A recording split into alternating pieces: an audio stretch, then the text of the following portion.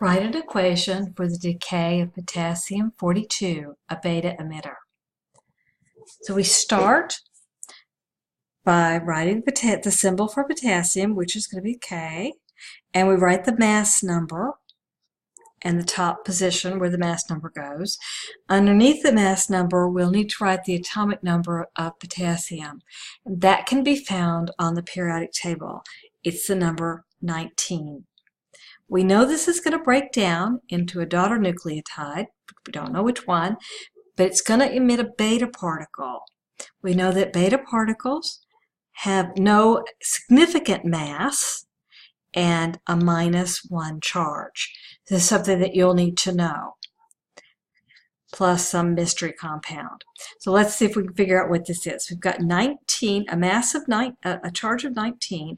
We're going to subtract off the -1, so we get a charge of 20. So the atomic number for the new daughter nucleotide is going to be 20.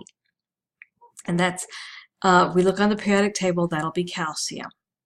So let's see what the mass of the calcium isotope is going to be. It's going to be 42 minus 0, because the beta particle has a minimal mass. So it'll be 42. This will be 42. Okay. And now we need to check ourselves. We want to make sure that 19 is equal to 20 minus 1, and it is. And we want to make sure that 42 is equal to 42 plus 0.